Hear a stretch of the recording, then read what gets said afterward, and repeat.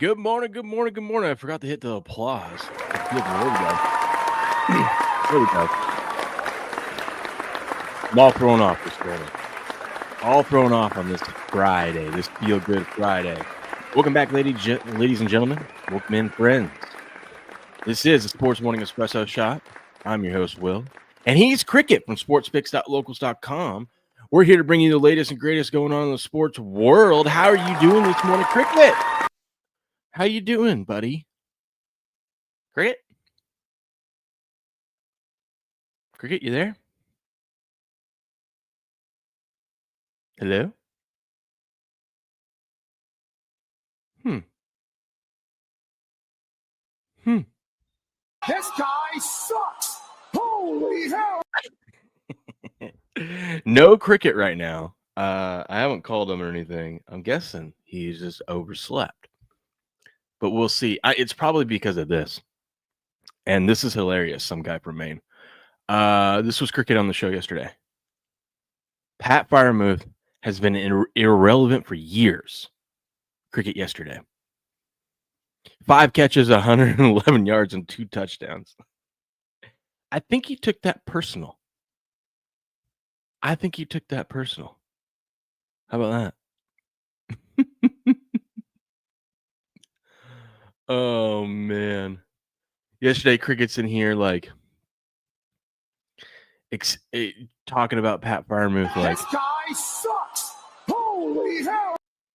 And he said, hold my beer. Hold my beer. Let me prove you wrong real quick. I can't talk this morning. Let me prove you wrong. But good morning. Here's what we got on the menu. If Cricket comes in, if not, you guys are stuck with me. Sucks to suck. So it's a football pride. Do that game last night. If you would have told me yesterday before the game that I would have so much to say about that game last night, I would have called you a liar. But I feel like I could do the whole show in that game. I won't. I will save that from you guys. I won't do it because it's a football Friday. We got a lot of football to get to. And it's a highlight Friday. We got highlight to get into. What up, Pudge? I see you in the chat. But that game last night, this is why we miss all the legends that have retired. Look at the old school quarterbacks. They know how to put on a show. All right? Yeah, the defenses suck. Who cares? We saw a lot of scoring. It was great. We knew when Rodgers threw that last touchdown. Too much time on the clock. I know Flacco's an old man and he could barely walk out there. Same with Rodgers. But still, that is too much time. The young guys, that's definitely way too much time. He could have got 3 more possessions. That's how much time was left between the young bucks. What's up, Oscara? Bengals last night. Let's roll. That's right. We're going to get into that game, though. Don't get me started. We're going to get into that game. We got a lot of football to preview. Maybe my co-host will show up. Maybe not. I don't know. Still haven't got a text message. We'll see. Maybe he's sleeping in. Maybe he had the Steelers last night. Maybe he bet all the unders on Pat Freiermuth. I don't know. Bad day to do it. I stayed the hell away from this game. I had one bet, and it was T. Higgins to get a touchdown. Cha-ching. But we'll get into that and more. But first, like I said, it is a highlight Friday, too. Highlight Friday. Let's see. I got to tell you guys about a little something. I got to tell you guys. Guys, where are my gamers at? I see Pudge in there. Where are my gamers at? Ready to level up your game? Aim Controllers is where custom meets unbeatable value, and right now, it's the best deal of the year. We start with official Sony and Xbox controllers, fully compatible with console and PC, no functionality loss. Then you go wild with custom features, smart bumpers, the paddles, the grips, the stick height, custom buttons, even design your own PS5 snap panels. And here's a part no one else is doing. Lifetime warranty on all modified parts. That's right, lifetime. What other company does that? Exactly. Normally, a fully loaded setup could run you $400, but during our one price promo, it is $209 American, €183, no matter how many features you add. Use the code RUMBLE. use the code RUMBLE at checkout and lock it in. This is your sign. Go to aimcontrollers.com and build the last controller you'll ever need. Booyah. Booyah. Go check out those controllers. Where are my gamers at? Where's my gamers at? That's right, Pudge. Aim controllers for the win. That's right. Some guy from it, he's in witness protection. Yeah.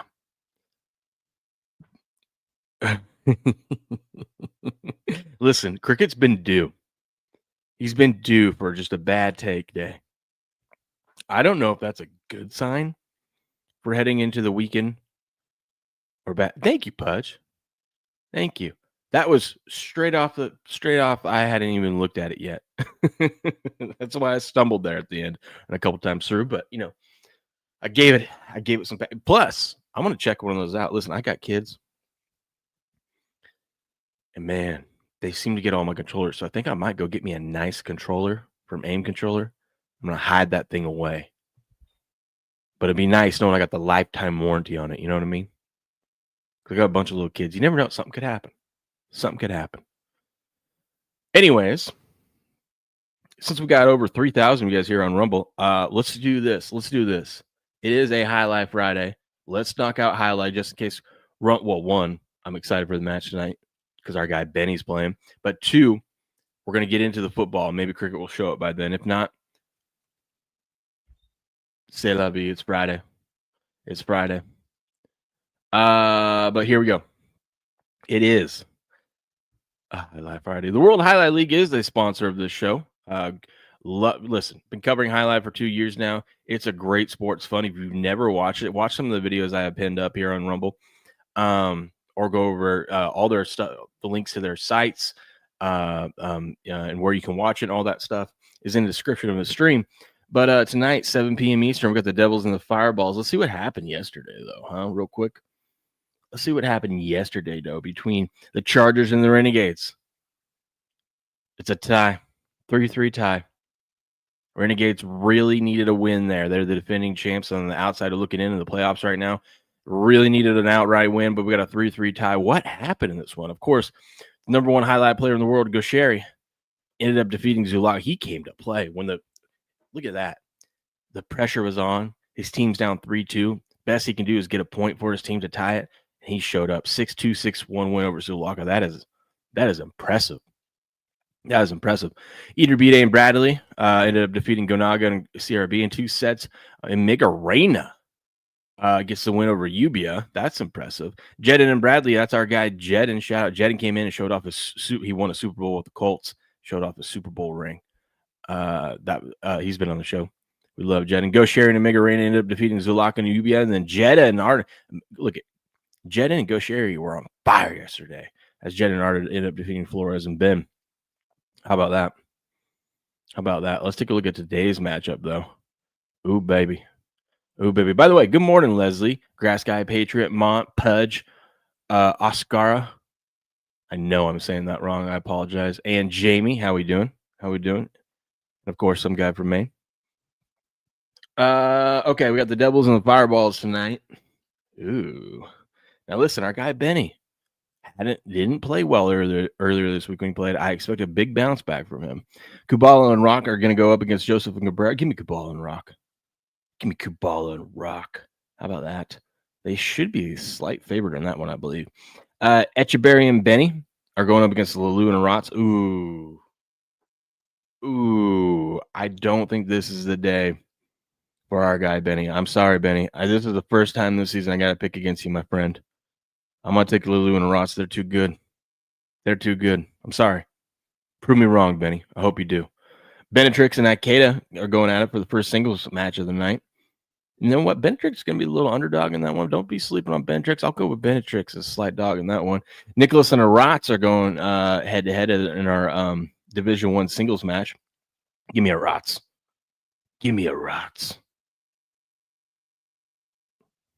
He's the brother of Gaucheri, who's the number one highlight player in the world. The Bass brothers. Benetrix and Benny going against Urrutia and Cabrera. I'll take Benatrix and Benny in that one. A little bounce back after dropping the match too, potentially. And then Nicholas and Kubala is going up against Lalu and Ikeda to round out the night. Give me Lalu and Ikeda. Give me that one. Unfortunately, for the Devils, I do think the Fireballs get the win tonight. You can bet on this, though, of course, because that's what we do here. We love betting on things. You can bet on this over at DraftKings Sportsbook. Go over here, A to Z Sports. Go all the way down to Jai-Alai World, the Jai-Alai League right here. And here in about a couple hours, the matches will be up with the odds. It's a little too early. A little too early right now. But look, as you can see, Devils, long shot to get here. Fireballs, though, they're 4-1 to win. If you like the Fireballs win today, maybe you snag them to go win the championship this year. Be nice to have a little plus 400 ticket in your pocket, right? When the playoffs start. That's not bad. That's not bad. But you can watch this tonight, 7 p.m. Eastern on ESPN 3 FUBO TV or their YouTube channel. Links to all their stuff is in the description of the stream. This is the World Jai-Alai League, Devils versus Fireballs. Go check them out. Just Oscar. Oscar.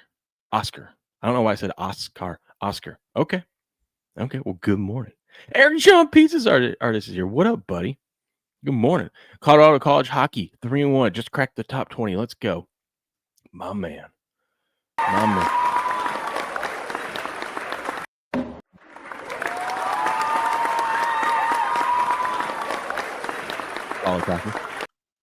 Shout out. Good morning, Storage Full. How we doing? All right. Do I text Crick? Do we call Crick live? Do we wake him up? Or do we let him sleep in? I'll let you decide, chat. I'll let you decide.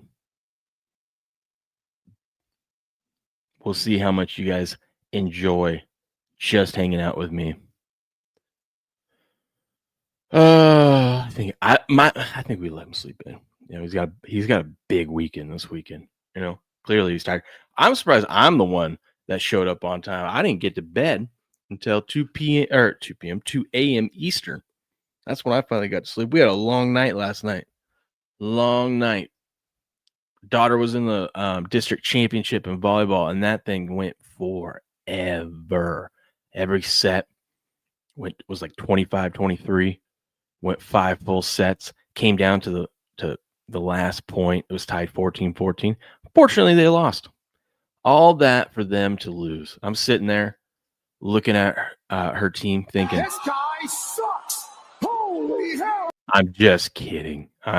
They played really well. They did blow a couple spots, a couple sets at the end there, but they played really well.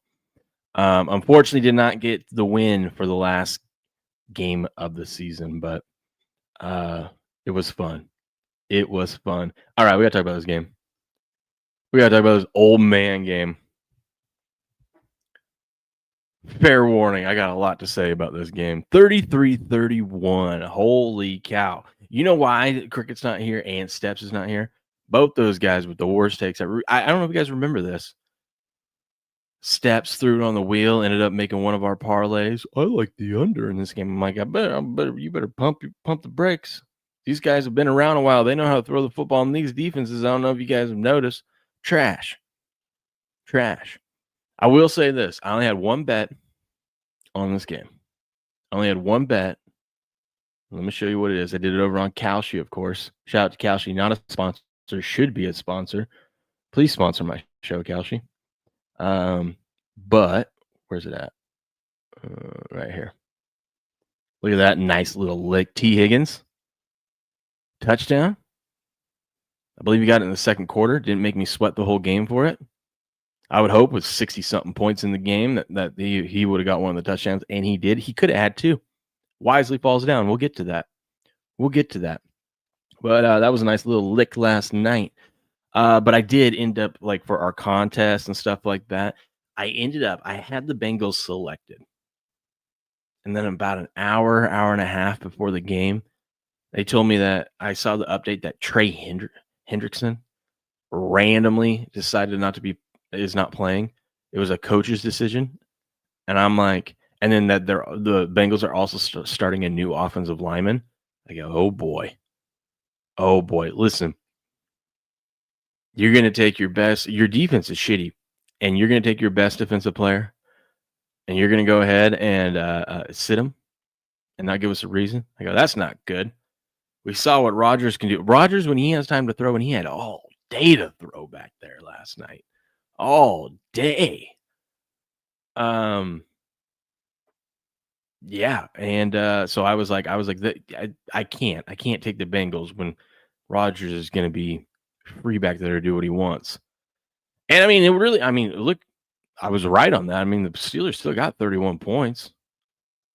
They still got 31 points. Now, the Steelers' defense didn't show up. I didn't see that happening. Holy cow. I knew the Steelers' defense was bad, but not that bad. Holy cow.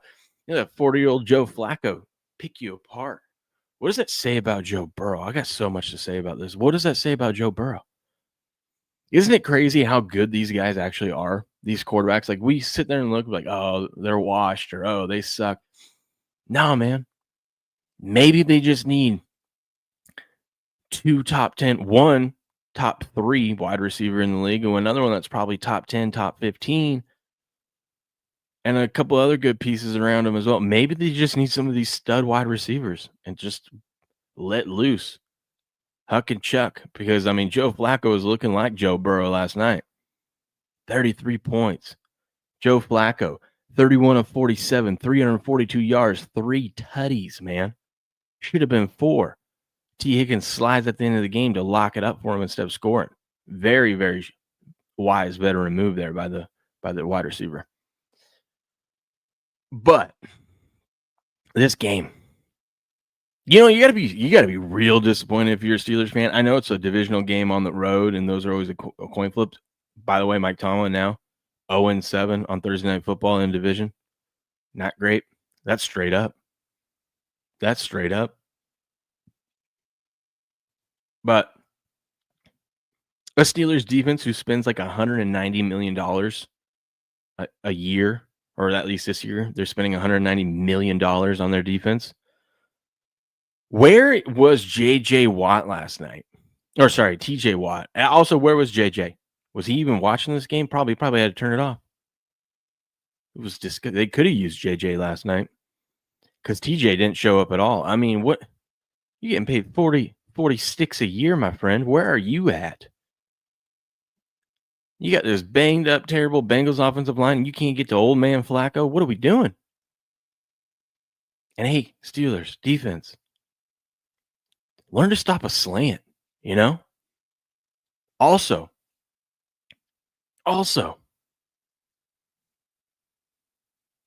don't play prevent defense when all they need is a field goal. Oh my God, there was a lot going on in this game. We got to look at the play. So I saw the full first quarter.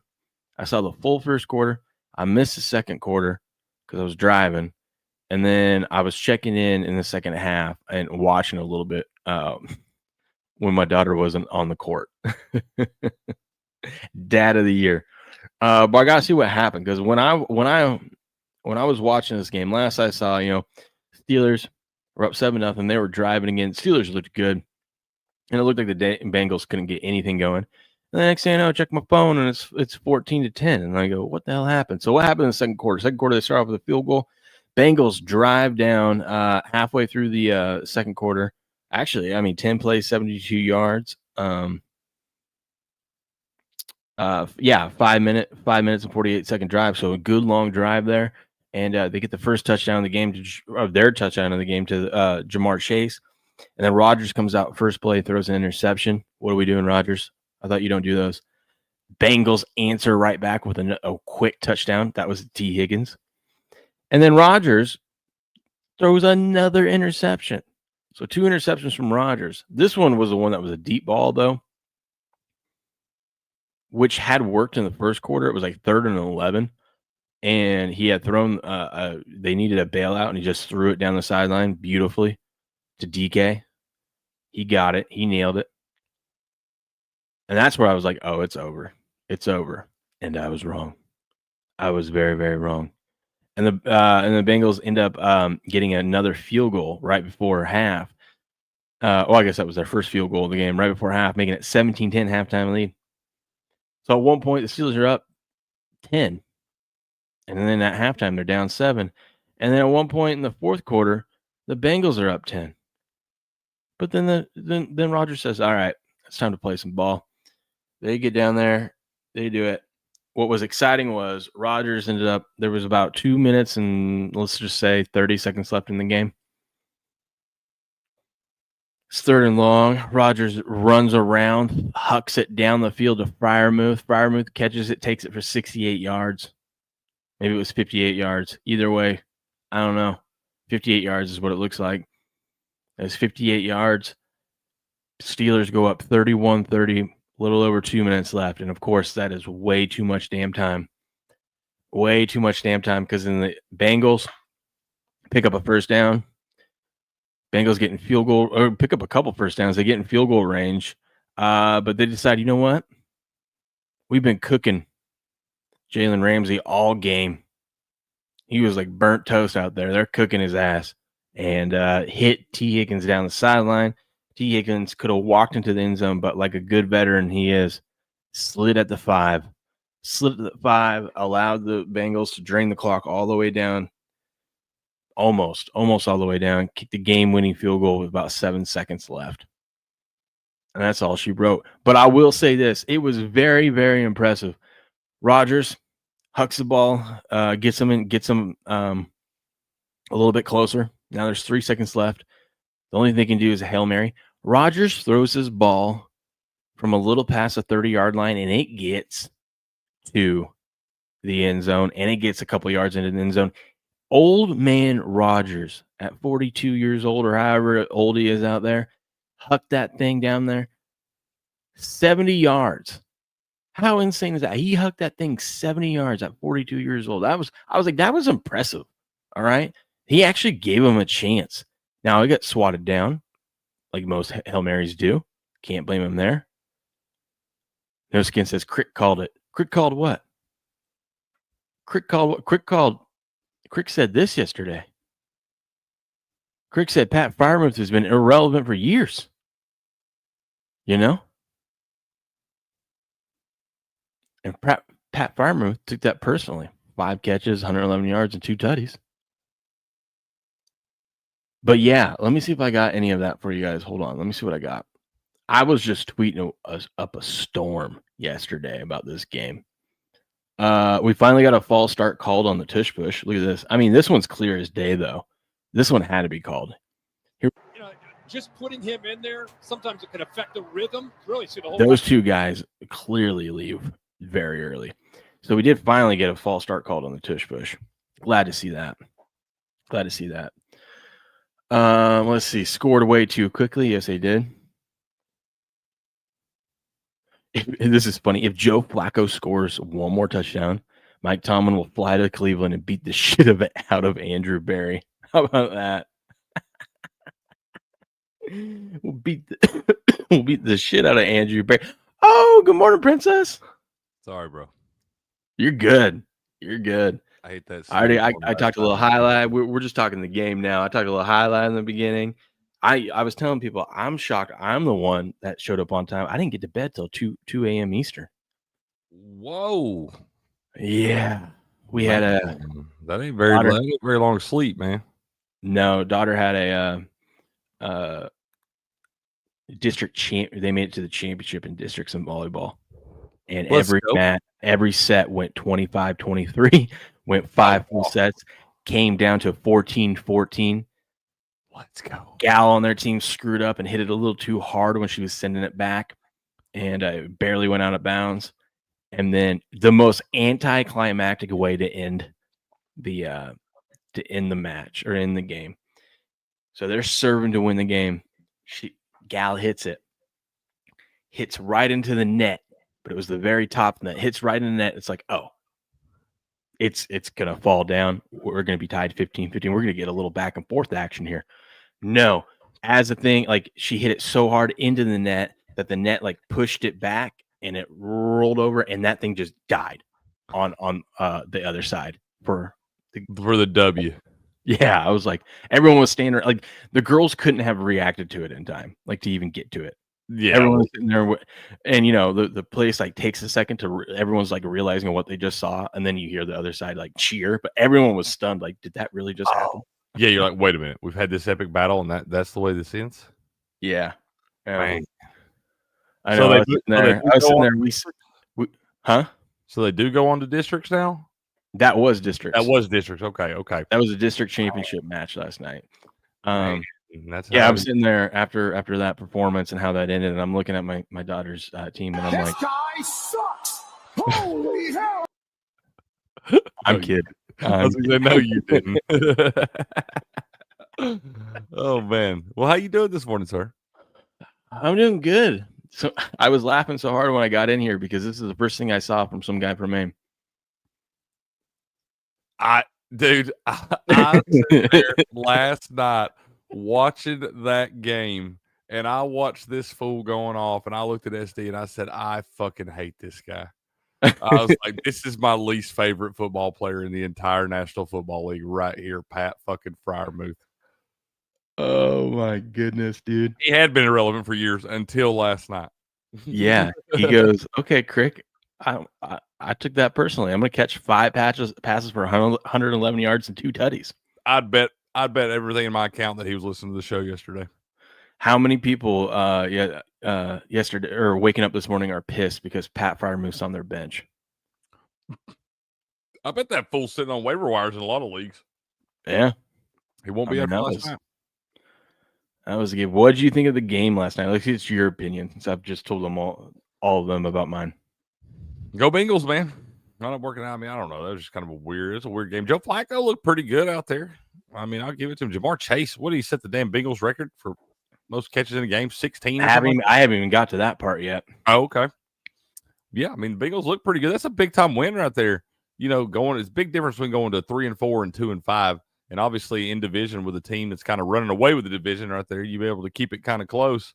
That's a big win for the Bengals last night. That could be the top win that, as long as Joe Flacco plays well, that springboard, because I think they're looking at like week 15 or something for Joe Burrow. So if Joe Flacco kind of put a Band-Aid on this thing, because it's pretty clear now that nobody's running away with that damn division. Yeah. Good morning, Zach, by the way. Good morning. Good morning, Zach. Yeah, dude.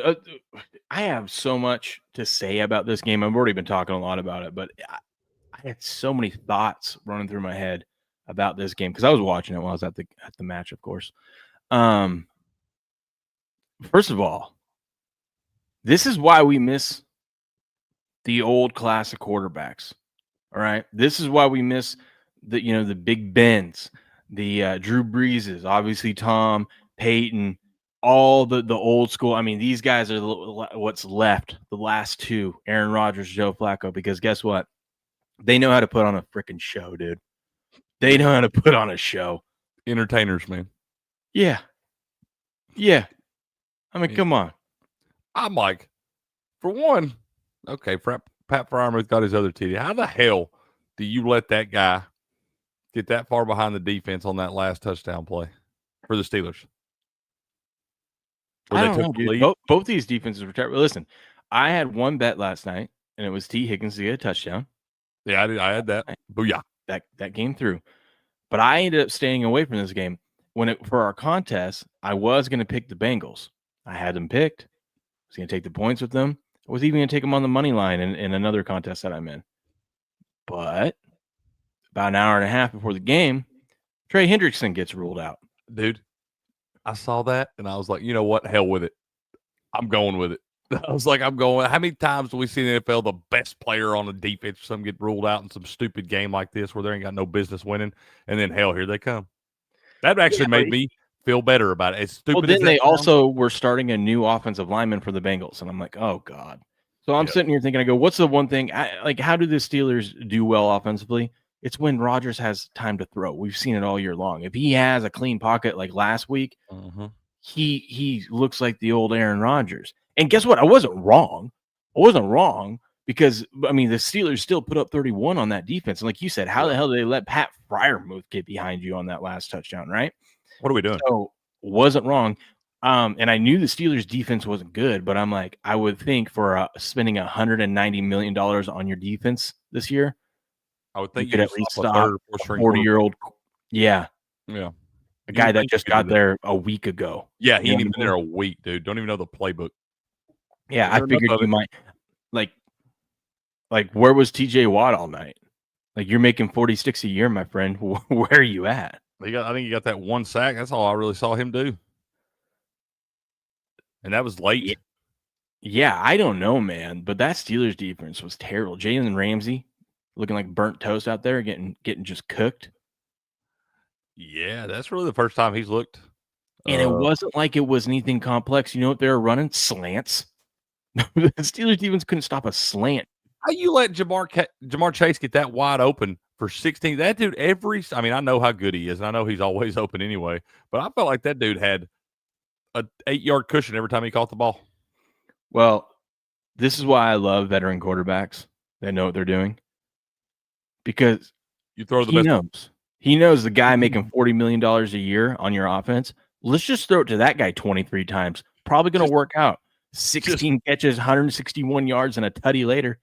He said, just throw it to number. I bet that's what Zach Taylor, the head coach, where Joe came in. He's like, look, all you really got to do is throw it to number 1. You can throw a few to number 5, but make sure you get it to number 1. Yeah. He was just like, hey, listen, I know you don't know the playbook. It's real easy. Throw it to that guy. He'll be open. Yeah. And if he's not open, he'll still catch it.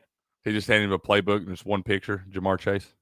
Did you see that the reaction? I think it was in like the third or fourth quarter when Jamar Chase actually dropped one. And Kirk Herbstreit, all they're like, get him out of here. What are we doing? Black was just like, what? Yeah.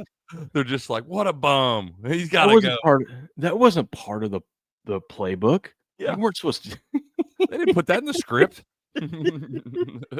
Come on, man. I did hear that. I was cracking up. Oh, my. Setting NFL records and stuff, and we just like, come on, bro. Catch the ball. Yeah. But even for these old men, when they hit that big pass and Rodgers doing the little Mario jump to celebrate, I'm like, they scored way too quick, even for these old guys. For these young guys with 2 minutes and 30 seconds left, we probably would have had 3 more possessions. You know what I mean? But the old guys, I'm like, even them, 2 timeouts, you still got the 2-minute warning. That's way too much. And then the fucking Steelers are playing like prevent defense. And so Jamar Chase they just need a field goal. So Jamar Chase is just like catches it, and he's got all the room in front of him at the midfield. Yeah. And then they let T. Higgins get behind him and catches that damn ball and slides down to run the clock out. Smart. That's the one time that I was okay with that. I said the hell with it last week. Gunnar Stockton should have scored for Georgia and covered for the Boosters. Last night, T. Higgins had a baby. Yeah. When I saw him do that, I go, I'm so glad I didn't sprinkle some on him to get 2 touchdowns. I would have. Dude, I was just sitting there thinking, I was like, if he didn't already have his anytime touchdown, I might be losing my mind right now. Oh, yeah, I definitely would. What do you think of smelling salt's Aaron Rodgers? Did you see this? I'll see it. This is right before that last touchdown. Like, literally, he's out there. Everyone's lined up, and he's snipping salt. And then his face goes. And it's like, if that's too strong for Aaron Rodgers, who we know all this nifty stuff he does, because it's damn pure Colombian bam bam inside those things. It worked too. He threw a 58-yard strike.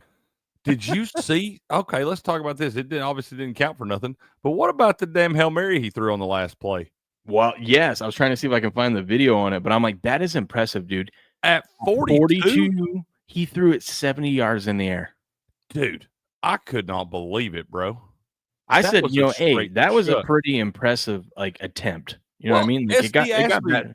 SD asked her what she said. What are they gonna do? Run a Hail Mary? I was like, hell, they're not really close enough to run a Hail Mary. They got to run some kind of hook and ladder or some crazy shit. And then I said, oh wait, Aaron can still throw it a little bit. Never mind, they are running the Hail Mary a little bit, man. He hugged. Dude. I mean, they had a chance. Yeah, that was. I mean, you can't ask for no more from your quarterback in that spot right there. I think some of his wide receivers were kind of shocked it got that far. I think everybody on the planet was shocked that he got that far, even him. Bengals fans were just like, what? What? I will say this. All the stuff we saw last night, crazy Jamar game, defense is not stopping anything.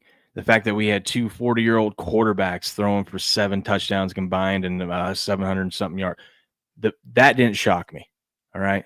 The one thing that shocked me last night, Crick,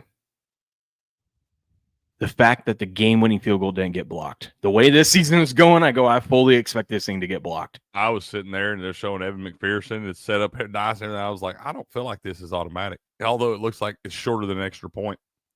I was like, I don't feel like it's automatic. Yeah, no kick has been guaranteed this year at all. That would have been a perfect ending to the game. The way this season has gone, I'd be like, yep, of course. What would have been gross is when the damn Steelers pulled an eagle and ran it back like the Eagles did, run it back to get the cover. I'd have puked. Oh yeah, yeah, that would have been gross. 2 QBs tonight combined for 81 years old, 7 passing TDs, 591 yards. Golly, dude. I said last night, I kind of want to get a Joe Flacco Bengals jersey now. Dude, I felt way better about it when I flipped that game on and they had the Icy Watts on last night. Mm-hmm. I was like, they ain't losing these damn uniforms. Those are way too sweet. Yeah, dude. This right here. Me telling my kids about the Icy Hot Bowl 30 years from now. The Icy Hot Bowl. Yeah, no. I can't even talk about it. Here's one thing I learned from last night. Everyone knew that I'm going to throw some shade at Steps for coming in and giving us the damn under last night because I said I would lean towards the over in this one. I told Grass Guy on the damn afternoon show yesterday, I said, man, I don't really like that under. Me neither. I didn't like it either. Steps was in here pounding his chest about it. And then last night when I saw all the scoring, I was thinking, damn, Steps. This guy sucks. Holy hell. He even sent Buku and I. He goes, this parlay has life from one of our parlays on the show yesterday. And I was looking at it, I go, oh, it does. And immediately I saw one of the legs is the under. And I go, no, that's going over, dude. That's not. No, don't even send me that shit. How can you like this when it's like 17-10 at halftime? I'm like, no, it's definitely going over, dude. Yeah, I knew they was in trouble when the damn Steelers drove down that first drive and punched it in. I was like, oh, this is going to score some points now. Grass Guy says nobody thought there would be 63 points. I'm pretty sure yesterday on the show I said I wouldn't be shocked if we saw 62. So I was a little off. All right. I didn't say 60. I just said I didn't like under. I was in here. I said, don't be surprised if you see 62 or something like that. These guys have been around the block a little bit. You didn't need 63. You needed 41 was too many. Yeah. I'm just saying. Yeah, I don't know. In those damn games. Hey, I had another good night last night. Thursday night football has been pretty sweet the last month. Mike Tomlin calling Andrew Berry on the flight back. You know this whole story, right? Like Mike Tomlin was ripping Andrew Berry earlier in the week for trading Joe Flacco, the Browns GM. Okay. He's like, oh yeah, about Flacco. Yeah, he's like, all those Harvard degrees and stuff like that over there must be smarter than me because where I come from, we don't trade to a division rival our quarterback that started for the season for us that we felt was good enough to start the season is trade him in division for like nothing. And he was ripping him like earlier this week about it. I remember that. This is Mike Tomlin calling Andrew Berry tonight. Yeah, you guys fucking suck at your job. I'm gonna come down there and beat the fuck out of you, you fucking stupid bitch. All right, I'll be down in 10 minutes. Get ready. You better start stretching. I'm gonna fucking wear you out, dumbass. 10 minutes. Parking lot, pussy. Yeah. Actual footage. That sounds just like Mike Tomlin. It does. He's right to him, telling him. Yeah. Oh God. Yeah, that's another reason I kind of like the Bengals. I felt like Mike Tomlin was bitching about the wrong things this week, man. Yeah. Dude, did you see what happened after Rodgers' TD celebration? Check this out. So this is after he threw that Fireman TD to put him up 31-30. So he's celebrating. His lineman goes, "Hey, buddy. Yeah." Tackles his ass. Now watch Rodgers. He's pissed. Get over yourself, Aaron Rodgers. Fuck you. I don't care. Oh man, if I'm he that didn't old, get you. He didn't get you hard, you big old puss. Come on, he's just excited. Grab his ass on the way up. I'm sorry if I'm Big Jones right there or whatever. And Aaron Rodgers started yelling at me. I'll grab you by your face mask. Tell you shut up. I don't care who. I was a 42-year-old man just pushed a 300-pound lineman away from a 300-pound 24-year-old or something. And I'm like, he said what? Whatever. You know what Baker does right there? Baker gets up and hits him back in the mouth. He's happy about it. Baker half Nelson pins him when they're on the ground. That's what I'm saying, but it's happy hitting. Like Baker likes getting hit in the mouth. Aaron's gonna cry about it. But what did this teach me about last night? What does this teach me? Now we had a game where expected. I mean, no one like didn't expect 60-something points, but like two bad defenses, offenses should put up some numbers. We could potentially have a high scoring game, right? Yeah. Well, good thing we got a game like that on Sunday. Because what did we see from this game? We saw all these betting slips out there. I don't have any of them, but like all the crazy like tight end parlays and stuff like that. Like everyone got touchdowns. Like it was crazy. Let me see if I can find it. Hold on, I gotta share this first so I don't show something. Kenneth Gainwell sucks. Look at Trent got a win. Trent got a win. Oh, He got it. Look at this. He got the Aaron Rodgers pass attempts over on that last Hail Mary. Oh, that's clean. Look, by the time he had one go his way. Or 20 grand, dude. By the time he had one go his way, he's usually on the wrong side of those. I know. Where's this guy at though? I can't find it. Maybe if it's here. Anyways, like everyone was getting touchdowns who were not expected to get touchdowns. Hell, you had who was it? Washington. No, who got the first touchdown of the game? Was that Washington? No, Johnny Smith. Jonnu Smith. Yeah, Jonnu Smith, right? I mean, you had all these crazy things. I can't find the damn parlays. But anyways, a lot of improbable shit happened last night, right? So what I'm thinking is there's a game this Sunday, and we need to just cook up some improbable, like stuff that we say, nah, that can't happen. Say, screw it. Yes, it can happen. All right? It can. And I'm thinking Cowboys, Redskins. What are you thinking? I'm thinking we start the parlay off with both quarterbacks rushing a touchdown. I could see that. Dak can scoot. He'll get in there if he needs to. I could see that. That's what I'm saying. I really could. That's the base. That's where we start. Then we start adding all these other people to get touchdowns, and crazy stuff like that. I was just thinking, if you'd have parlayed Jonnu Smith with first tutty with Pat Freiermuth for 2+ tutties. Yeah. Holy shit, bro. I saw a guy that had Washington, Smith, and some other who was the other? Let me look. He had Washington, and this was just a score touchdown. He had Smith, he had Washington, and he had Freiermuth. All three of those guys get a touchdown. His $10 won him like 10 grand. Holy shit, dude. Yeah, dude. It was something crazy like that. Maybe it was like 5 grand. Either way. He was like the best $10 I've ever spent. Because beforehand he goes, there's no way this is hitting. And sure shit, it came through. No way it hits until it does. Yeah. And that thing came through like early fourth quarter, man. And that doesn't even count. He could have taken some Bengals guys. Noah Fant got a touchdown, dude. I started saying, Grass Guy, hey, shout out to Grass Guy. He called that one out yesterday. He said that he took his guy Noah Fant for the anytime tutty. Let's go. I mean, you had Chase and Higgins both get a touchdown. You know what I mean? Like, that's not shocking anyone, but that should have just been a no-brainer. Like, why don't we parlay these two together every week? Every week. Yeah. You probably did that with George Pickens and CeeDee Lamb on Sunday. Oh, is CeeDee going to play? Supposed to be. Yeah, that's what Patriots said. Their Lamb is back. Yeah, supposed to be. Freaking love the over even more in that game now. Absolutely. Actually, you know who we need to? This happened last week, and I was thinking about it, dude.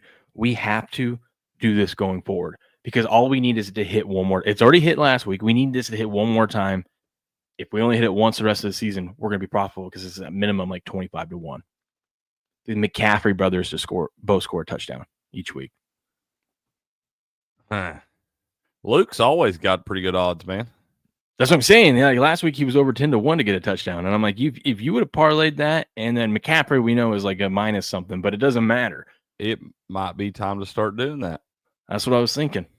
Yeah, a little McCaffrey squared TD parlay. Okay. Yeah, Aaron Rodgers got to get the memo that National Tight End Week is next week. That's what I was thinking. I was like, are we screwing up here? Are we missing this 1 week early? Now everybody knows tight end week, and I did that. I drank that Kool-Aid last year and said it wasn't a thing. I'm betting all the tight ends next week. Yeah, DK gets 5 targets a game, Max. I don't understand that. He was he was the one that was covered last night. That's about the only defense that they played. It's like, yeah, when you're the only real receiver on the team, they just put 3 guys on you. Is the Mike Tomlin era over? If not this year, when? No. I was going to say, let's probably win that division. Let's pump the brakes on that. If they'd have found a way to win that game last night, they would have been in like 3 games up in that division or something. Yeah, think about this too. Think about how bad Russell Wilson and Justin Fields are, and he took those 2 quarterbacks and somehow still had a winning record. Made the playoffs, right? Yeah. God almighty. And now he's doing it with a 41-year-old quarterback. Mike Tomlin's a great football coach. He is. He's a specimen, man. No, dude, I'm thinking like, dude, we got to think over the weekend. And I know you won't be on the show, but you'll have to text me some ideas because we got to come up with a crazy, this can't happen. I need at least 100-1 odds on this parlay. Well, hell, let's look at it. You want to pull it up right now? Sure. Okay, I'll be right back. Go ahead. Let's get over there and look and see. We'll get in here and try to find chat. Y'all give us some crazy little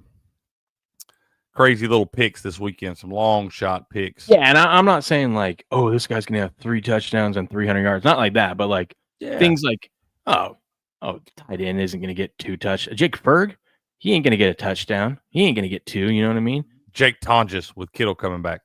Both no, I'm talking about just the Dallas Redskins game. You want to do it just on the Redskins game? Okay. Yeah, that's why I said we start with both quarterbacks rushing it in. That kind of stuff, you know? Okay. Yeah, I'm with you. Let me start building this little thing here. Jaden Daniels anytime. Dak Prescott anytime. Dak Prescott 4 over 4 to 1. You're right, Patriot. Rashee Rice is back this week, man. I finally get the Will traded me Rashee Rice last year for Keenan Allen in our Dynasty League because he needed a receiver, and Rashee Rice was out for the year. So I ain't even been able to use that shiny new toy yet, man. Okay, so we got Jaden Daniels. We got Dak Prescott. I think we go George Pickens and CeeDee Lamb. They got Terry McLaurin listed, but I thought it was looking like more like he wasn't going to play. But we got the Zach Ertz TD last week. And throw Luke McCaffrey in there. Oh my God, we got a 5-leg parlay.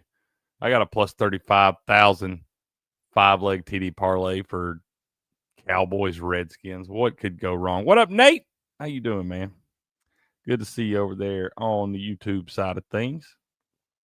Man, I can't wait till Will gets back. I'm telling this. I got a pretty gross 5-leg parlay here. It's plus 35,000. We're talking about Jaden Daniels, Dak Prescott, George Pickens, CeeDee Lamb, and Luke McCaffrey. All anytime TDs. $1 on that will get you $351 back in the account. Booyah. Love that. We got a little change to play with, too, after the damn Bungles come through for us last night, man. See, some guy from, man, I wouldn't show up today either if I were after that take he had yesterday. Man, I was sitting there. I'm telling you, I was sitting with SD last night, and I was watching Pat Fryermuth do his damn thing, and I cussed that guy for at least an entire quarter. And a little bit after the game, too. I don't stop. I don't discriminate, man. I'm not going to get bored with talking shit about that guy. I mean, I'm pretty sure I talk shit about that guy until I close my eyes. 350-1. That sounds pretty nice. Mm-hmm. Jaden Daniels, Dak Prescott, George Pickens, CeeDee Lamb, Luke McCaffrey. God, you could even take out CD and put in some not even disgusting. You could put Ferg in there and you get better odds. That's what I'm saying. It doesn't even have to be that disgusting. Let's take you could take CD out or George Pickens. I tell you what, let's take CD out. George been getting pretty comfortable in that offense, man, in his absence there. And maybe they look at taking CD away. George picking up something. So let's take CD out and add Ferg. That'll get you 60-1. No, excuse me. That'll get you 600-1. I was going to say, wait, how did we go down? Yeah, that'll get you 600-1. Dude, that is gross. Let me see. God, we didn't even talk about Javonte Williams. That guy has been having. I didn't even mention Debo. Debo and Scary Terry are coming into this thing with Q tags, kind of banged up. Don't know for sure if they're going to be able to go or not. Debo's going to play. He's had a Q tag the last 2 weeks. Yeah, he's had a Q tag for the last 5 years. Do you want to get real gross? Absolutely. Like Luke Schoonmaker. Oh man, Jade on Blue. Jaden Blue. Ben Sinat. What about Ryan Flournoy?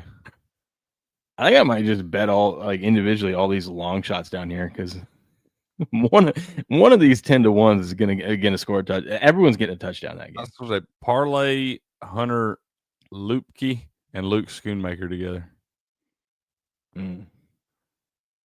That's got to be like the backup tight ends for Dallas. I know Schoonmaker is, but Hunter Lupke, I don't even know that name.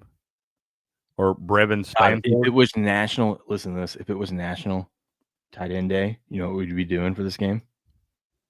What would we be doing? It'd be Jake Berg, Zach Ertz, 2 touchdowns each. That'd get you 89-1. God, I might bet that anyway.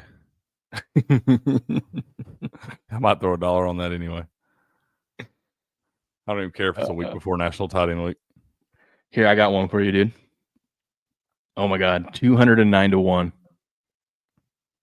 George Pickens 2+ touchdowns. Luke McCaffrey 2+ touchdowns. God, dude. And if you'll look at the box scores on NFL games every single week, there's probably crazy parlays like this in at least 5 games. I'm just saying, dude, like this is the game where you just got to get a little goofy. Get a little goofy. Dude, I'm telling you.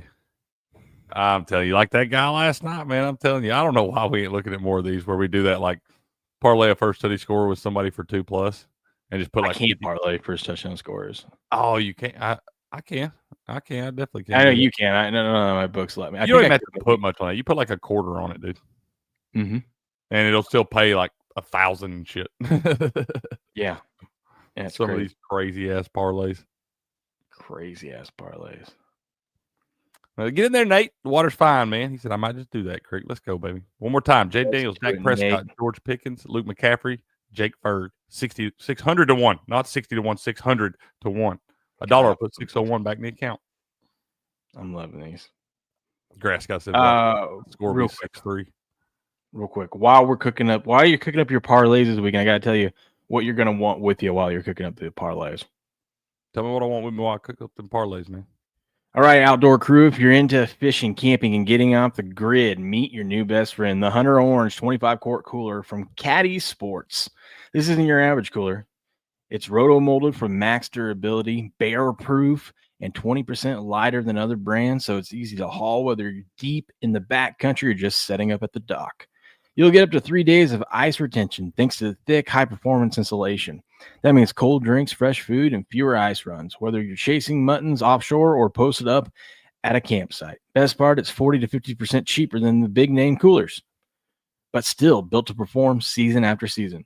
And like all Caddy Sports name brand gear, it's proudly made in the USA. Use code RUMBLE at checkout for 10% off your order today. That's caddysports.com. Go grab the Hunter Orange 25-quart cooler and keep your next adventure ice cold. Booyah. Booyah, baby. Love that. I don't even know what to get to after all that, man. Like that game last night, I can't believe how much I enjoyed it and how many things I had to say about it. Bro, I did not have on my bingo card that we'd be able to talk about that damn game for an hour this morning and stuff.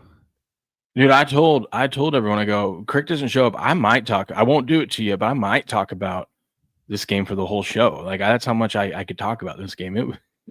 There's so many different like side plots and stories, and we didn't even get to all of it, man. They probably scored more points last night than they have the last 3 Steelers-Bengals games. I know. I was just kicking myself. I was like, I'm going to be so mad if in that contest where we got to add the points for each team, I go, if I pick the Redskins and the Cowboys and they end up shitting the bed, but I should have picked the Bengals and I'm going to be mad. I'm going to go, look, if someone picked both these teams this week, fuck them. How the hell did they know that? No way. No way anybody did that. I would be very surprised. I'm going to look it up right now. I'm about to be very, very pissed off if this happened. I don't think it matters. I don't think those are going to be the 2 highest scoring teams of the week. Let's see. There's at least 2 teams going north of 33. Standings. I like your idea with just betting both the damn Commanders and the Cowboys. That's what I'm doing. Yep, I don't hate that idea at all. I actually wound up I took the Cowboys and the Bucks. I think they're going to score shit on the points in that Lions-Bucks game too. Oh, fuck this guy. Piece of shit. Mm-hmm. What up, J-Man? One guy, the guy in the lead right now, he didn't pick both teams. He only picked the Steelers. Yep, see, he didn't even get the best outcome. That's still pretty ballsy in that spot. I think a lot of people were expecting the Steelers to blow. I don't think many people picked either of these. There's a couple of people. It looks like if people did, they just picked the Steelers. Still, fuck them. I was going to say nobody picked the damn Bengals. I know, right? The Bengals ain't scored 33 points since Joe Burrow got hurt. You know, I'm gonna need CeeDee Lamb in them and all the. I need a 45-44 game, boys. 40. Send me over the top. That's 100% possible. That is. Do you think we can get a 52-50 game out of the Cowboys Redskins, looking like a college football match? Looking like a Notre Dame USC game. If Green Bay and Dallas can get to 40-40, Dallas and the Commanders can both get to 50. There is a possibility that could happen. I'm not saying it's going to, but I'm saying it's definitely possible. Ooh, there you go. I'm just glad my T. Higgins bet. Like, if there would have been all that crazy scoring and all the weird, crazy shit we saw happen last night, and the one bet I made was the guy that didn't get a touchdown. Like it usually does. Like that work. I know how that works. That works out all the time. I'll see I got some guy playing fantasy and his team scores 40 points. I'm like, yeah, he lit it up, baby. And I go in there, he's got 3.5 points. Kenneth fucking Gainwell. Fucking bum. That guy. This is also a crazy stat from last night. It's 56 straight games now for the Steelers. Yeah, I saw that, dude. 56 straight games where they've got 7 or fewer first quarter points. That's nuts. Longest streak ever and all this stuff. I was like, how is that even possible? Luck into 2 touchdowns, you know? Like, yeah, how's that even possible? Or did you not get a touchdown and a field goal or anything? I don't know. And it's not like they have a bad kicker. That's what I'm saying. Hell, it's like I've seen games before where teams get 3 field goals in the first quarter and stuff. Yeah, check this out. Oh, let me pull it up. Sorry, Buku. I know Miss Leslie would laugh at this. Buku, you got a pentagon, a hexagon, an octagon, and a season gon. He tagged us that shirt the other day with the BRO in. Oh yeah, another week without a W. That's a cool shirt. The Browns memes are undefeated, never lost. Undefeated, never lost. Okay, hey, we'll transition to a little college football while we got a little time. I guess J-Man parlayed them together and got him a nice little lick, man. Dude, I'm so proud of you, and I was so happy. Mainly, I was happy because my T. Higgins bet already came in, so I was happy to see all these other people posting their crazy parlays and stuff. Like, yeah, I didn't go crazy. You know what sucks actually, and this is kind of why I like betting. So I sprinkled a little bit because I had T. Higgins. I sprinkled a little bit on him to have the first touchdown in the game. Right. Didn't even have a chance because they didn't get the ball first. You know what I mean? Yeah. This is why instead of betting the first touchdown in the game, I kind of like betting 2 touchdowns instead.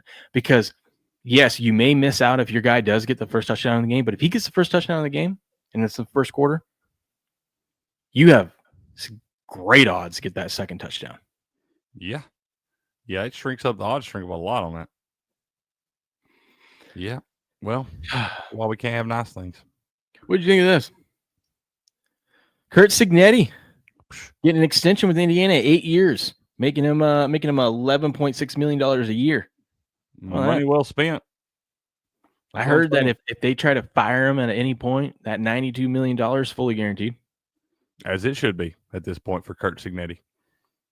I'm like I said, I think, there's a lot of other guys out there that I've seen getting extensions that probably shouldn't have. This guy deserves his damn extension. They were waiting. He beat Oregon. That's what they were waiting on. Everyone in Indiana screaming, like, where can we get money? Where can we? Let's everybody. Everyone. They're already talking about where he's going to go next. Penn State just fired their coach. We get it. Let's get this money. Every Indiana booster started digging their couch for their couch money, man. Throwing it at Kurt Signetti as he walks in on the little Hoosier walk or whatever. Hey, I'm fine with you paying this guy this money, especially. And that's what they were waiting on. They still had the ink wet before that Oregon game, man. And it dried throughout that Oregon game. They said, come on back home and sign this thing, sir. Get paid. I bet you they were looking at like an $8 million a year for 8 years or something like that. And then he won that game and they go, nope, we got to keep him because they're going to come get this son of a bitch. Especially with Penn State doing what they did in the same week and stuff. They're like, oh, shit. Like you said, man, everybody started getting their little shekels together. They're like, shit, we might actually win the Big Ten this year. That we have a chance. I mean, they got a straight path to the Big Ten title to face Ohio State. So, I mean, that's a tall task once you get there. Even then, though, even if you go into that game and you get, like, you could even get blown out. Don't get beat 50-10 or nothing like that, but you could lose by 2 or 3 touchdowns to Ohio State and you're still in the playoff. Big Ten championship, I don't think it would be a blowout, but let's just say you lose to 10 to Ohio State and you're undefeated going in, so it's your only loss this season, you're headed to the playoffs. That's respectable. Indiana fans, if you told them that at the beginning of the season, listen, you're going to go undefeated, but you're going to lose in the Big Ten championship to Ohio State, that would be like, cool. Sign me up right now. Cool. Let's go. Where do we get some of that? Yeah. Good deal for Kurt Signetti, man. He got paid. They're going to be eating steaks tonight. Dude, I love this even more now. Dolphins-Browns game in Cleveland could have 50 to 60 mile an hour wind gusts. 94% chance of rain. 36 mile per hour gusts. And 65 degrees. Oh, baby. I got a 3-unit play on the Browns.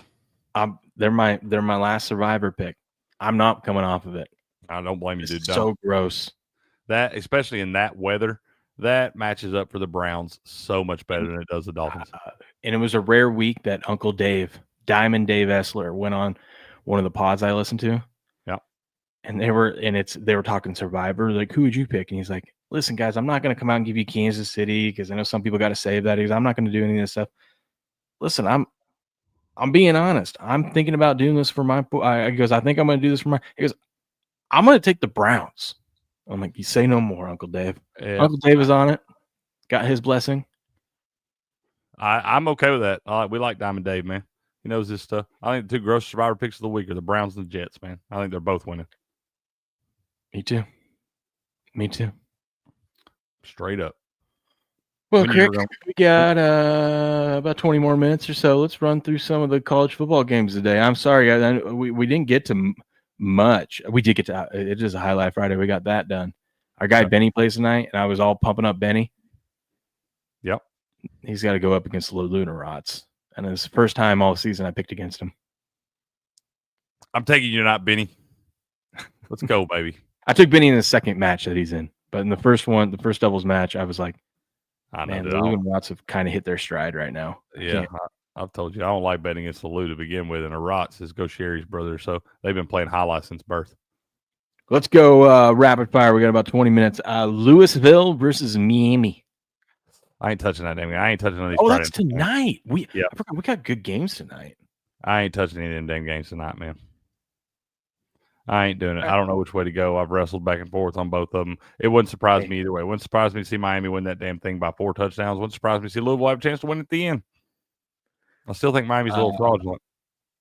Hey, I don't know, man. Their defensive line, they play pretty good. They play pretty tough. Miami 14-point favorites. Holy cow. I got 13.5 over on DraftKings. Yeah, I just don't trust Mario Cristobal. I would take the points with Louisville. But we're me. I would like to if it wasn't the public side and the sharp side. It's not really a public. Only 59% of the money is on it. You got an Action Network expert on it. It's usually a pretty good signal, an expert and a sharp signal.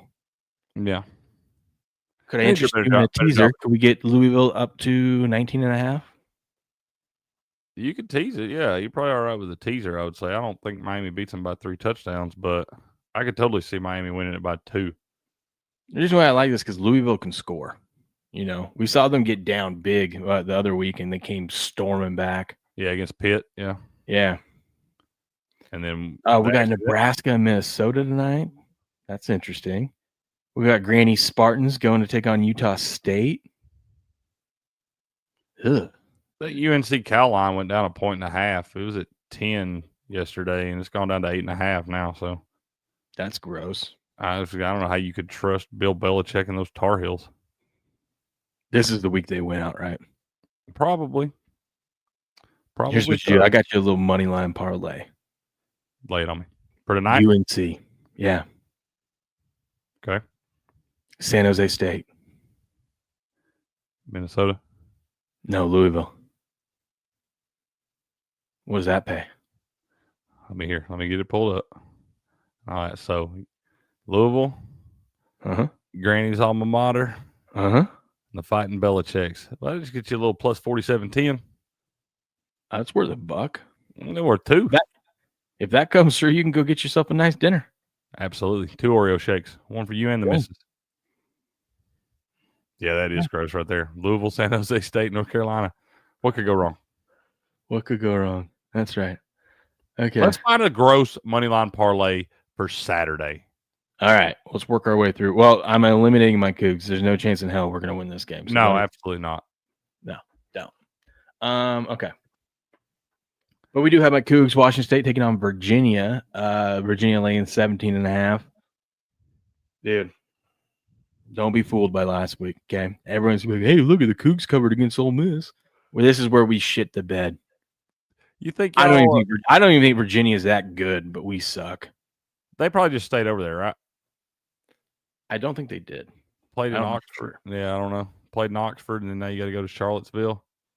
Feels like they can't miss a week class. We value in education over here. That's fair. Y'all should. Yeah, I think you probably take the Wahoos, man, because Virginia, they're coming off the bye too. I'm pretty sure off that Louisville game where they won in overtime. Got 2 big wins in a row over Florida State and Louisville right there. Now you got this Washington State team who's feeling pretty high after going down to number 4, Ole Miss, and giving them all they wanted there. Yeah, I think I'm with you, man. You probably bet Virginia. Yeah. We got a system play, Crick. LSU Vanderbilt. Vanderbilt, the lower ranked team, favor 2.5. 2.5. I'm on LSU. Please don't tell me you're still talking about how nasty the LSU defense is, because that defense is not as nasty as you. That defense can play. It when can play. It can when play. Are they going to do it? Not giving up that many points all year long. You look at that Ole Miss defense. You only gave up 21 points to that Ole Miss offense.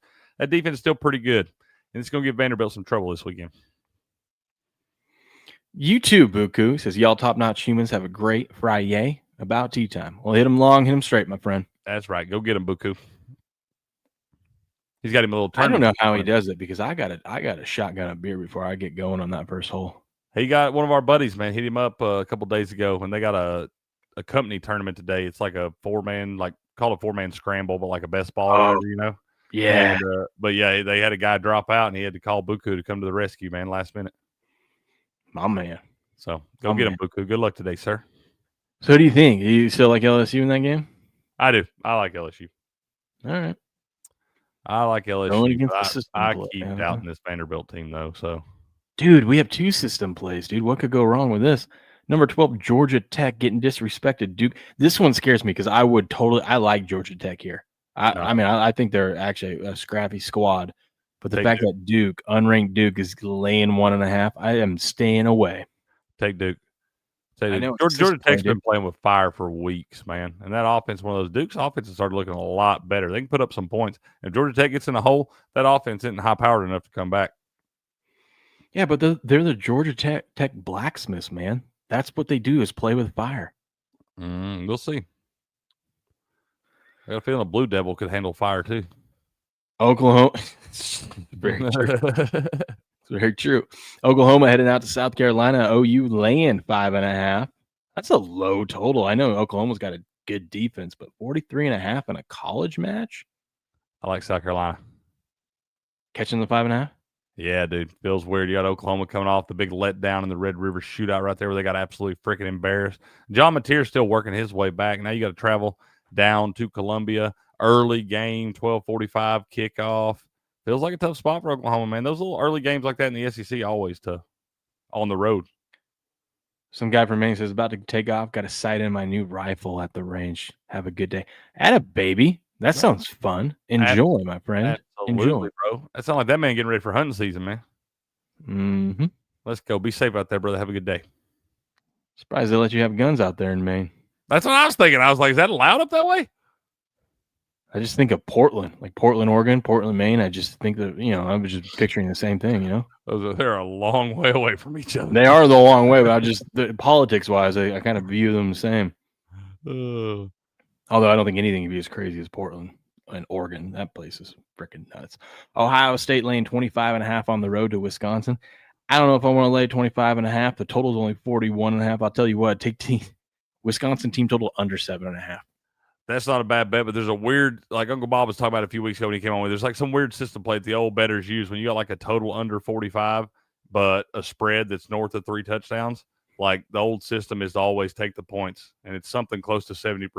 Because you got to figure it's hard to cover big spreads like that with a low ass total. You're not expecting many games. I totally get it, but I'd rather just say Wisconsin, which I've seen can't score at all, go up against this Ohio State defense. I'm just going to say they're not getting more than a touchdown. Yeah, because Grass got season. I could see this being like 31-0. I was like, you know what? That could happen. Yeah, then I don't have to worry and sweat whether Ohio State's going to cover or not. You know what I mean? Right. Yeah, you just bet on Wisconsin to suck like they do. Because watch, if I go, okay, I'll just lay it with Ohio State. Ohio State will win 28-7 or something. And I'm like, I should just went under the team total. Yep, 100% they will. That might be a good thing to bet the exact score, 28-7 Ohio State. This one's gross. Michigan State at Indiana. Indiana laying 27.5. I'm thinking about making a big balls bet and taking the points from Michigan State. Feels like a letdown spot. Indiana coming back with a big win. Coach just got paid. That's a lot of points. It does feel like a letdown spot. I mean, you've had some big games the last 3 weeks. You go out to Oregon, you have to travel with that coming back. You got Michigan State who just got fucking embarrassed up there at home by UCLA. I mean, you got absolutely shellacked in that thing in front of your home crowd. Which means they're going to be motivated. I mean, they had a big win the week before. Athletes here, competitive guys and everything. You think you want to come out, and especially you're not going to overlook Indiana. They're the darling right now. These are the type games that those kids get hyped up for. That's kind of games that can save your season. And from what I saw, Indiana wasn't like a big play team. I haven't watched a lot of them, but in that Oregon game, it was dink and dunk down the field is what they do. And you know what's kind of crazy right now? That's why I think that I'm gaining some respect for that Indiana team because they're like winning the game the way they got to. They can play different styles. You look at that game against Illinois where they really opened it up and were able to put up 63 and that thing. I know Illinois' defense is not what Oregon's defense is, but to be able to put up 30 and hold that Oregon offense to 20, I mean, that's good football, dude. Yeah. Ooh, this would be a good test for Texas A&M on the road against Arkansas. A&M laying 7.5. Take Arkansas money line. I feel like you just don't know what you're going to get from Arkansas. Is either going to go in a boat race with you, or you're just going to pull away from them. You know what I mean? Like, I think this is a team we're kind of looking at to kind of tell for the next few weeks. Anyway, they got Bobby Petrino coming in now. They're scrappy against Tennessee last week. You are going to have kind of a little bit of new coach boost because Bobby Petrino's auditioning for that job at the end of the season. He wants to be back there in Fayetteville full time, getting paid like the head guy. So I think that man's going to have him geared up, ready to go. I saw some good things out of that Arkansas team last week. They were able to run the football, and I like Taylor Green, the quarterback, man. He's like the third leading passer in the SEC at this point. And going into Fayetteville ain't the easiest place to play. And A&M's another one that's played with fire a couple times, and it's about due time they get burnt in one of these spots. And I'm still not sold on the A&M team. A&M hasn't played a complete full game yet, which is kind of scary. It is a little scary, but it could also be one of those things where, well, are you capable of that? You know what I think I like? I think if you like Arkansas has to stay in the game. If they get down, we've seen time and time again, when they start getting down, it snowballs, and the other team starts pulling away. Well, they'll be down a touchdown, and then they'll be down 2 touchdowns. And that was maybe the Sam Pittman Arkansas team. You look at Bobby Petrino last week; they go down 34-17 in the game against Tennessee, and they never laid up. Man, they definitely came out there and fought to the end and got back in and had a chance at the end of that thing. So maybe that's more to the Sam Pittman Arkansas team versus the Bobby Petrino Arkansas team. Maybe. What I think is if you like Arkansas in this game, take Arkansas first half money line. Oh, I like that. That's a good one. Yeah. Because then you don't have to worry about if they're going to keep it together in the second half or not. But, I mean, to be in this game, to even have a chance, they're going to have to be in it in the first half. That's what I'm going to do. Take Arkansas first half money line. I like that. I like it. Ole Miss, Georgia, system freaking play. Hammer Georgia. Georgia laying 7.5, the lower ranked team favorite. over the higher ranked team. I do like Georgia in this matchup, but I am not laying 7.5 with this Georgia team. Georgia's winning by 2+ touchdowns. You think so? Lock it in. I'm putting a 5. You don't think that's an overreaction because Ole Miss looked terrible against my Cougs? Nope, I don't. And I think that was just a little bit of a Ole Miss looking ahead. But Georgia's had this damn game circled on the calendar all year long, too, because they went down to Oxford last year and got absolutely fucking embarrassed. Worst game they played offensively under Kirby Smart yet, probably. And I think they've been thinking about that. I think Georgia's gearing up. They know they have no margin for error right here. And you also know that this win in convincing fashion looks very good to the committee. Yeah, and Ole Miss's quarterback kind of looked like why he was a D3 quarterback, you know? That's old Trinidad Chambliss, man. Chambliss, whatever. He I will say this. You can go over and couch and get that dude to like 1 or 2 cents right now. And just in case, because crazy things happen in college football, but if he was to go into Georgia and be able to get a win in that thing and play well, you'll probably see his odds go up to about 10 cents, man. Only 7 touchdowns on the season. That's kind of embarrassing.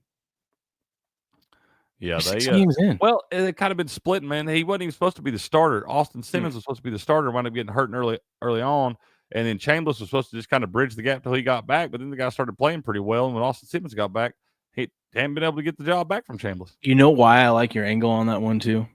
It's because you're right. If they go 7-0 after beating Georgia, and he has just an average game, doesn't have to be crazy. Yeah, he's going to be a Heisman talk. You want to know why?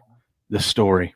Yeah, 100%. And the voters love that kind of this guy, the underdog, the system stacked against him. No one believed in him. They were talking about how some of his teammates, his teammates didn't even know who he was. That's what I'm saying. And then Lane Kiffin came in and threw this guy a bone. I'm telling you, dude, I think that, like I said, you get him at 1 or 2 cents right now. And I think if he was, I'll say this, I don't think he's going to do it. But if he does do something crazy like that happens in college football and goes up there and gets a win, he'll jump up to at least 9 or 10 cents.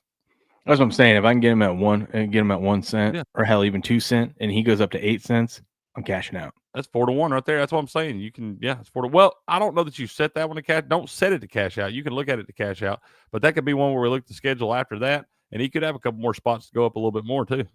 No, I wouldn't set the cash out, but I would consider be like, I'm just going to take some profits here. I think if you get it at 2 cents, you get it to 8 or 10. I think that's about where you should sell it because I you don't at least sell half your stake, and that way you can do that and keep some up. But I don't think that dude has any chance of really winning the award. But I just see some spots where his value could go up. Texas Tech going on the road to Arizona State, lane 7.5. I think I like Texas Tech here. This team, until they slip up and show me that they're vulnerable, I think I just keep tailing them. Be careful. This game's weird. This game opened up at 11.5 because they thought it was going to be Sims, the backup quarterback, not Sam Levitt. With that line going down to 7, that means Sam Levitt's going to play. It gets rowdy out there at that Arizona State Stadium. This feels like a tough spot for Texas Tech.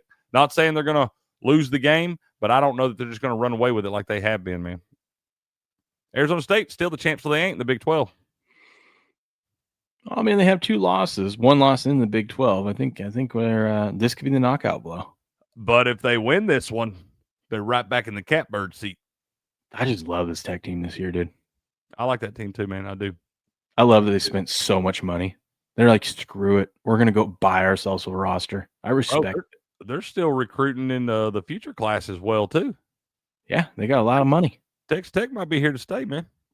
Yeah, a lot of money. Memphis, UAB, Memphis lane 21.5. I don't want any part of this game. No.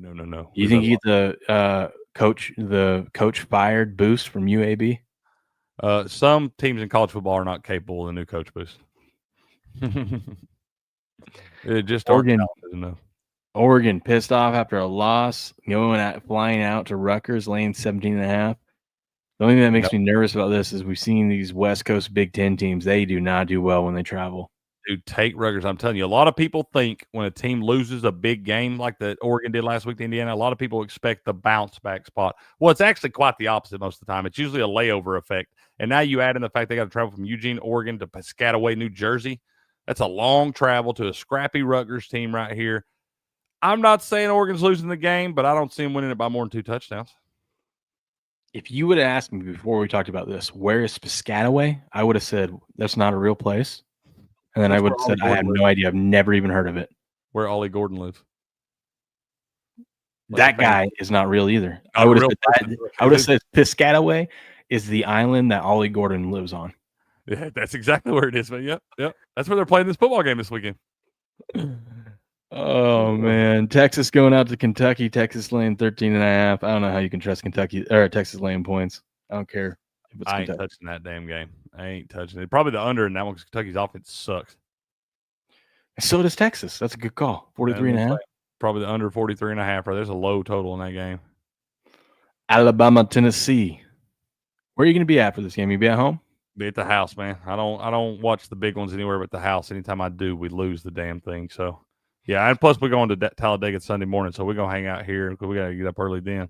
But, yeah, man, I'm not touching the side of this thing. The line there, it scares me a little bit seeing the line there, but I just trust my quarterback, man. I like Joey Aguilar, scrappy dude. Talk about good stories. That's another guy you can go right now and go invest in at like 1 or 2 cents on Kalshi. And another one that if he goes down the road and gets a big win right here, he's going to jump up those odds. So I think you take the over in this damn game. I will tell you that. You can root for points, but as far as the side goes, it's not going to surprise me either way, man.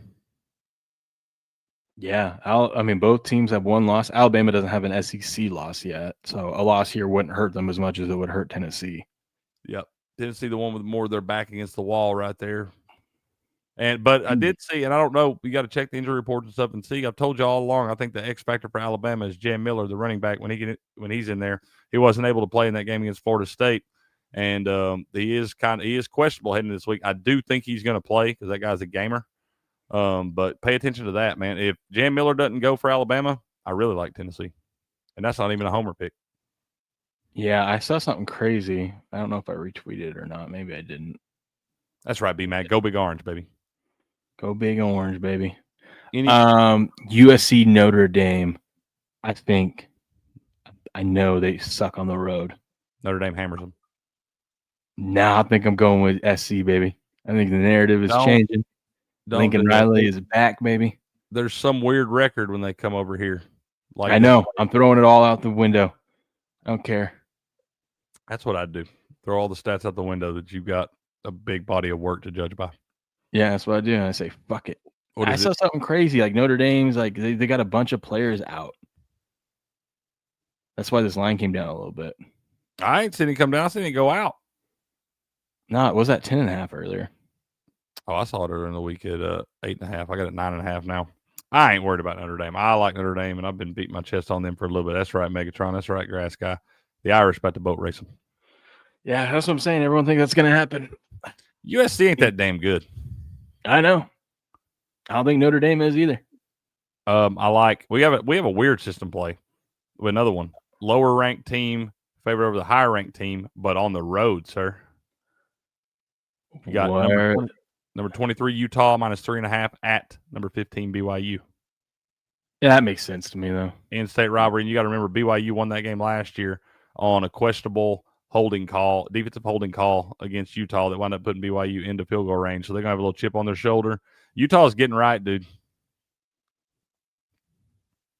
And once again, that BYU team, I know they got a great defense, everything. That freshman quarterback's been playing very, very well, but I look for that moment where he's going to wind up being a freshman, you know? Yeah. Sorry, I'm just trying to find this real quick. No, I like on Kalshi, I can get USC at 27 cents. Yeah. Thank you for your donation. Yes. That's my upset of the week, baby. What are you going to do when that thing never goes up at all? Notre Dame jumps on up 14-0 at the end of the first quarter, and that thing's worth like 13 cents. I'm going to double down and bet Hawaii in the night game. That's it. That's all. That'll always save your weekend. Betting on that late Hawaii game. Let's go. And then I'm gonna roll it all into the London game. What could go wrong? I like Auburn over Missouri. Yeah, that's a funky line. I can't listen. You go ahead. I can't. I'm not saying you're wrong. I can't. After Auburn, that piss poor performance. I know they covered against A&M, but their offense was just so gross. I said I got so lucky to win that one. I said I swore off Auburn the rest of the year. I can't do it. The gambling gods gave me one here. I'm not going to test fate again with Auburn. I ain't gonna lie. I've been real fortunate with Auburn this year. I think I've won 3 bets, at least 2 by the hook and stuff. So I think I'm gonna keep going back to the well. I took Georgia last week. Gunnar Stockton scored for the Boosters at the end. Had the A&M game. Had Oklahoma when they scored late and won by the hook when they were giving up 6.5. I'm taking Auburn this week, and I owe it to them. Yeah, I love Utah, by the way, in that game, like we were talking about. I love Utah in that one. And then Cincinnati lane 21 against Oklahoma State. I think you can ladder Utah out to like 9.5. Let me see what that gets you on cash here real quick. Yep, I think you can do it, ladder it into about 9.5. Utah, BYU. BYU, another one, been playing with fire a little bit. Like I said, that freshman quarterback, he's played very, very well. But I expect him to, at some point, against a really good defense like Utah has, to look like a freshman. On Kalshi right now, if you want to bet Utah by 9.5, you can get plus 200. Booyah. It's not bad. Right there. Just you know what I'm excited about with Kalshi? This will be the first time I have Kalshi in doing the NBA. I'm going to blindly do this for a while in the NBA. When a team, and it has to be a team that I think is like respectable on offense, not like a dog shit team. I'm not going to do this with like Utah or the Wizards or something like that. But how many times do we see a team down 15 or more points at half? Every day. And then they come back and they don't always win it, but they make it a game. Every day. So if I can get, here's the rules. It's got to be like a somewhat decent team that could come back. I've got to be getting 10-1, and I'm going to just blindly start betting them. And I'm not even going to hang on until the end of the game. I'm going to cash out whenever they start making it a game. You know what I mean? But if I can get them at 10 cents, and then all of a sudden it's like, oh God, we're at 30 cents. Out. See you bye. Yeah. No, I'm with you there. Yeah. Megatron, we did cover tonight's games, and my recommendation is don't bet any of those damn things. I know y'all going to. Good luck to you. I ain't touching them games tonight. I don't like nothing. Plan is either tonight or tomorrow. Usually tomorrow morning I'm sleep in and do the show in the afternoon, but either tonight, I might do a late night. We'll see. I had a long night last night. We'll see how I feel when I get home from work today. But I'm going to do an NBA preview stream. I know you guys are thinking, gross, don't want to talk to the NBA. I am dialed in on these NBA futures. I've been doing some research this week. I want to talk about it. I think we can make some money on a lot of these win totals. So I kind of want to go through those, and I'm actually excited to be betting the NBA this season. I think I'm going to have a really good NBA season. Good luck to you, sir. I think we're going to make some money. Hey, everybody's money's green, all that stuff. And you might be right on some of those Kalshi spots in game and stuff where those teams are down by 20 and they come back and win by 10 and shit like that. It happens every day. Basketball is the best thing to bet in Kalshi if you think about it. I mean, I remember March Madness. You just wait for runs. This team goes on a run, cash out. This team goes on, buy the other team. They go on a run, cash out. March Madness was how you taught me to do this stuff, man. Yeah, it was a lot of fun. A lot of fun. That's the plan, guys. I'll keep you updated on when it's going to be. If you don't hear from me tonight and you don't see a stream set up for the morning, that means it's going to be noon:30 tomorrow Pacific nap time stream. noon:30, baby. But I do. I'm actually really, really excited to talk some NBA futures. And not so much because I like the NBA. It's just because I really think we're going to make some money. And that's what I want to bring to you guys. I want to bring you guys some winners. You want a free gross parlay for college football? Here's a little freebie. LSU money line, Arkansas money line first half, it's A&M. Auburn money line, Utah minus 3.5. That'll get you plus 22.76. That is pretty gross, but I could definitely see that winning. I will not tail it because I'm not going to ruin your guys' Auburn pick. I appreciate that, man. Yeah. I do. I do the same thing for y'all. I like it. Don't get me wrong. Sounds like a winner. Oh, I'm not doing it. I'm going to dig up. Guy Grass Guy going to join me again this afternoon, man. We'll dig up some nasty college football parlays, Grass Guy. Just some gross ones. Yeah, don't talk dirty to me. Oh, yeah. Ooh, baby. That's right. Okay, real quick on the way out, I got to tell you guys, we love Rumble, and I know you guys are watching over on Rumble. Hold on. Tell me about Rumble, man. We love Rumble. Let me tell you a little bit about Rumble. I am a part of the Rumble Creator Program, so I want to tell you about Rumble. You've probably noticed Rumble's growing fast and it's not slowing down. They're building a real alternative to big tech that puts creators first and actually protects free speech. And now there's Rumble Premium, an easy way to upgrade your experience. With Rumble Premium, you get ad-free viewing across the platform. No pre-rolls, no interruptions, just the content you came for. Plus, premium members unlock exclusive content like bonus videos, behind-the-scene drops, and more from your favorite creators like us. Right now, Rumble's offering $10 off an annual subscription. Just go to rumble.com/premium and use the promo code STUDIO at checkout. You can also, if you're watching my stream and you're not a member and you want to become a member because you want all the awesome perks of Rumble Premium, right down below the stream, it said join premium. If you click that, guess what? You can still use the discount using that promo code STUDIO. They'll know I sent you. I get credit for it. Rumble's happy. I'm happy. You're happy because you're getting a great product. Everyone's a winner. So go ahead and do it that way. Or you go to rumble.com/premium and use the promo code STUDIO. No ads, more freedom, and content you actually care about. That's the deal. Booyah. And I don't know, Grass Guy. Here earlier when you were here and I did an ad read for the gaming controllers. You gave me some props. You gave me some props to my ad reads. I see it up there. I see it pinned at the top and everything, man. Build you that dream controller. Listen, I'm not here ragging on any of these other creators. I think they do a good job, but I don't think anyone on Rumble, just off the cuff, like most of these, obviously some of them I've read before, but like the aim controllers and stuff, I don't think anyone off the cuff can bring an ad read like I can.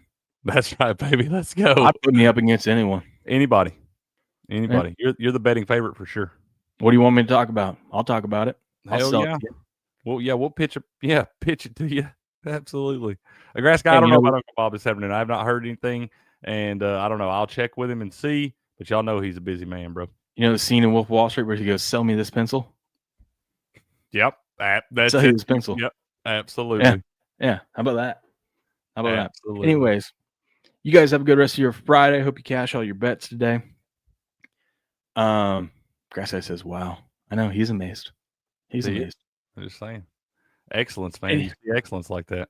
Pissing excellence. Anyways, you guys have a good rest of your day. I got to get to work. Crick, you have a good weekend, my friend. Be safe. Have fun at the races, and good luck to your balls this weekend. It's a big day. Thank you, sir. It's a big weekend, man. Big weekend. We're gonna enjoy it. I'll be back sometime. I don't know when, but sometime I'll be back this weekend, maybe even tonight, to see y'all. But until then, good luck, good gambling, and game on.